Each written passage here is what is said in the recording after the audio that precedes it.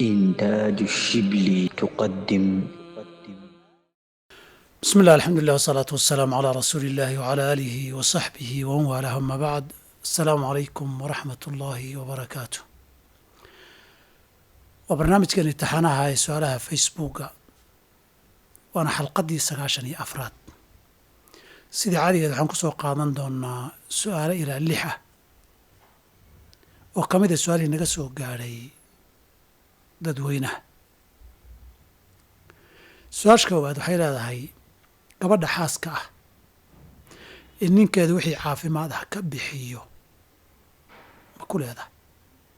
gabadha xaaska in ninkeeda kharashka caafimaad ma ku leedahay mise kuma laha? masalada jawaabteeda waxaan rabaa inaan ihahdo marka koobaad hordhac ahaan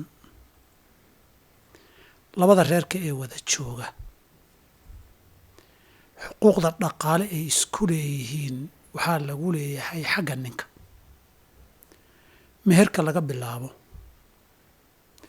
nafaqadiiyo biilka nolosha la maro, aradbaxa uu ku xigo, waxaa loogu leeyahay asal ahaan waa bilmacruufi. bilmacruufi waxaa looga jeedaa sida wanaagsan. wanaaggii waxaa xadeynaya 2 arrimood. sharciguna xuduud buu u samaynayaa. nolosha dadku dhinacyo badan oy leedahayna xad bay u samaynaysaa. rabbi sharcigiisu xad buu u samaynayaayo dadku waxa ay ku dhaqmayaan ay wanaag u yaqaanaan waa inuusan xukm sharciga ka hor imanin, uusan dembi noqonin ama waajib la dayacayo yuusan tegin. curfiga iyo wanaagga dadka loo yaqaanana waxaa saamaynaya deegaankaa saamaynaya, waxaa saamaynaya waqtiga la joogaa saamaynaya, waxaa saamaynaya heerka qofku dhaqaale ahaan bulshada uu kaga jiro. heerka dhaqaalaha markuu tilmaamay wuxuu yidhi liyunfiq duu sacatin min sacati waman qudira calayhi risquhu falyunfiq mima aataahu allah. ha bixiya qofkii wax haystaay waxa uu haystay iyo hodantinimadiisa ha ku bixiyo. qofkii noloshu ku adag taho wixiisu yar yahayna wixii ilaahay siiya ha bixiyo. dadku marka qofku wakhtiga uu joogo iyo goobta uu joogo iyo loodka iyo qaybta uu nolosha kaga jira dadka bulshada dhaqaale ahaan buu ku jaango-onaanayaa qadarka uu bixinayo iyo waxa uu bixinayo. meeshii xooluun laga dhaqdo caana un laga cabo caana yeelanaysaa gabadhu. aniga beriisa la ii soo gada ma dhihi karto. meeshii beeraley ah oo beer la beerto oo badar iyo beriis iyo la beertana kaasay leedahay. meeshii beeraleyda ee badarka ahayd aniga caanaan ku siinayaa kuma qasbi karo. meeshii magaalo ahayd iyo miyi ahayd way kala duwanaan. dadku cidda ay yihiin iyo qaab dhaqankooda cuntooyinkoodaa saamayn. qadarka nafaqada la bixinayo iyo aradbaxaba qadarka heerka dhaqaale uu bulshada kaga jiro waxaa lagu jaangoynaya dadka isaga la midka ah. iyaduna ka badan inay raadisa lama ogola. isaguna ka yar baan bixinaya inuu dhaha lama ogola. masalada curfiga ahi caafimaadku xaggee kaga jiraa masale fuqahada muslimiintu isku khilaafeen. qaarkood waxay yidhaahdeen ka asxaabina shawaafic, dadka asxaabta shaaficiyadii iyo gabadhu kuma laha caafimaadka. kharash caafimaad inuu ka bixiyana kuma laha. hadduu ka bixiyo way wanaagsan tahay. sadaqay u noqon, sila iyo xidhiidhin bay u noqon, laakiin waajib uu ku dambaabaya kuma aha inuu caafimaad ka bixiyo. fuqahada qaar ka midna waxay yidhahdeen wacaashiruuhunna bilmacruufi. cuntada la siinaya dawadu kama liidato. saa darteed waa ku leeyahay, way ku leedahay. qadarka ay ku leedahayna waa qadarkii nafaqadoo kaleeto. isbitaalka uu ka bixi karo tabar ahaan, nooca dawada ay qaadanayso, xuduuddii baa la eegayaa lan isbitaaladuna waa kala qaalisan yihiin waana kala jaban yihiin dawooyinku waa kala qaalisan yihiin waa kala lacag badan yihiin sidii cuntada iyo aradbaxa loo qiimeynayey qofka loo qadarinaya duruuftiisa dhaqaale bay tanna raacaysaa in la yidhahdo qofkii ha jiranaado lagu ha bararaan boogtu malaxda ha ka da'do waxba igama gelin aniga waxaa ila raajixa qowlka culimmada kale oo ah dawadeeda inay ugu leedahay sida qaabka biilka iyo aradbaxa ama masruufka iyo marashada ay ugu leedahay inay ugu leedahay raajixila ah khilaafan liasxaabina shawaafic asxaabuna shaaficiya masalada qowlkooda waa ila daciif su-aasha labaad wuxuu leeyahay saa'ilku qofka waayeelka ah salaaduhu iskaga dhex yaacaan sidee buu yeeli karaa qofka marna miyirsada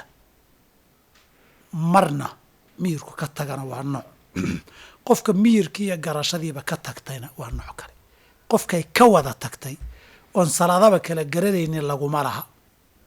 xaddii takliifta ee caqliga iyo garashada wuu ka baxay qofka marna ay ka tago marna ku soo noqdaay da' keliya kuma xidhnee qof marna xanuun ku dhacayo ama jiman ha qabtaan marmar yar waalanaya mar miyir beelaya marna soo miyirsanaya hadduu yahayna wakhtiga uu miyir qabaa lagu leeyahay salaadaha jooga wakhti uusan miyir qabin aan caqligiisu jooginna laguma laha wabillahi towfiiq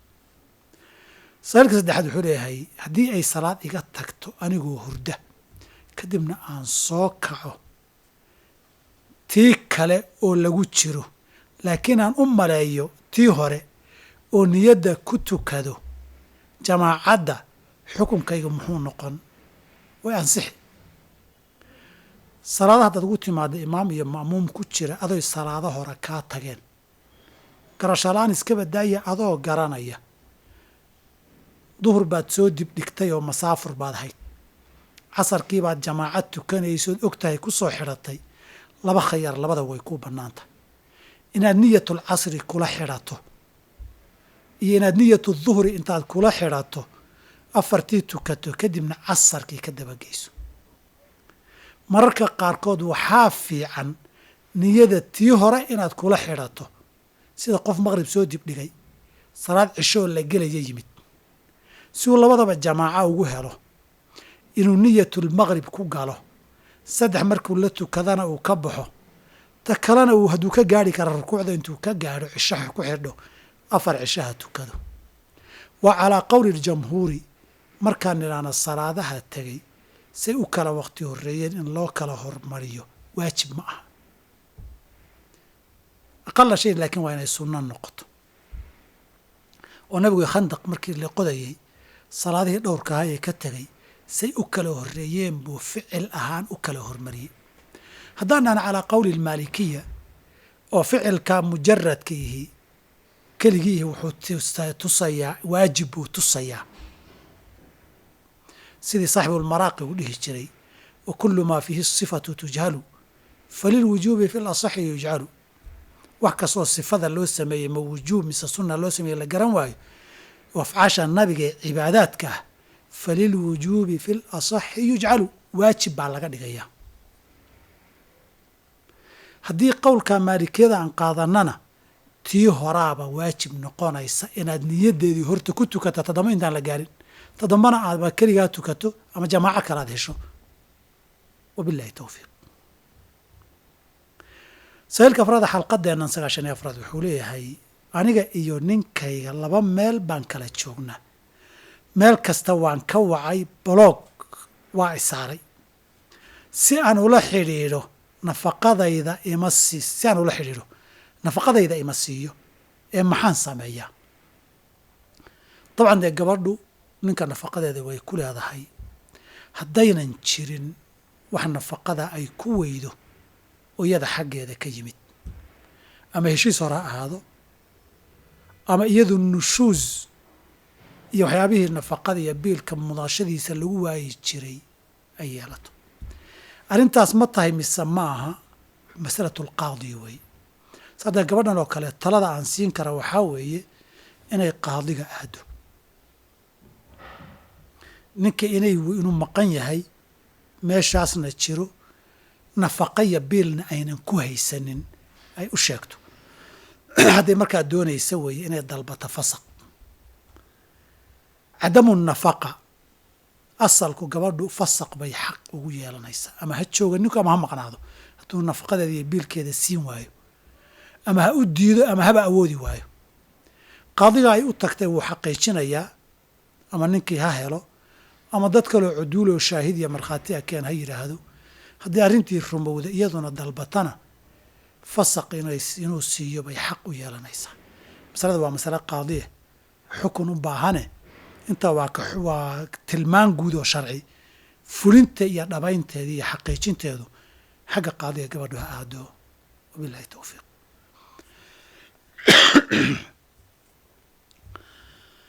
saa'ilka shanaad wuxuu leeyahay ama su-aasha shanaad qof aan lacag ka daynsanayay baa wuxuu i siiyey dahab lacag u badalo ayuu igu dhahay laakiin dahab intuu ahaa inaan u celiyo buu rabaa ee dahab ma la daynsan karaa jawaabtu waa haa dahab dayn waa lagu qaadan karaa lafihiisa iyagoon beec iyo qiimo ahayn dahab dayn baan ku gatay iyo dayn baan u qaatay waa kala labo abwaabta saa'ilka laga yaaba inay dhibayso ama uu ka dhex raadinayay ribadu baabka ixsaanka ribadu ma gasho qaacidada ribadu qaacidatulbuyuuc weeye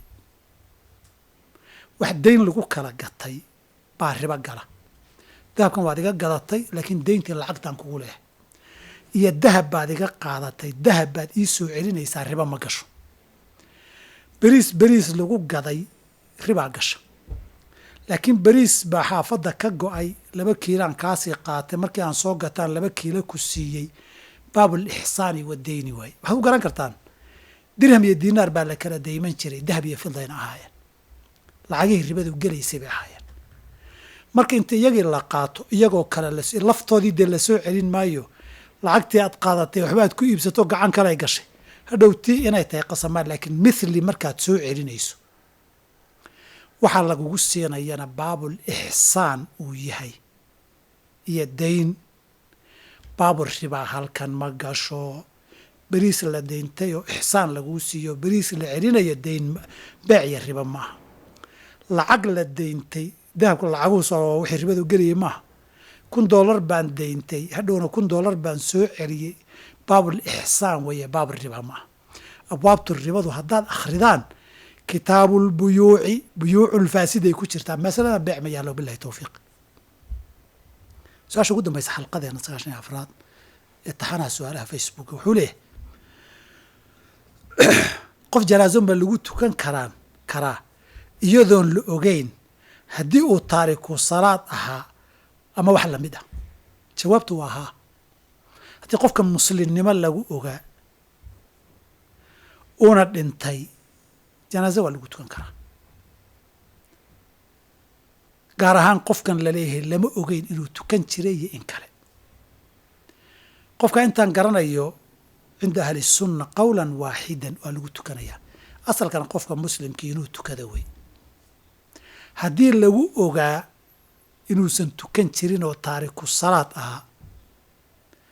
laakiin qirsanaa in salaadu waajib ku taho markuu tukan la yidhahdo ilaahna soo hanuuniyo waxbaa si igahya u dhihi jiray janaasan ba lagu tukan karaa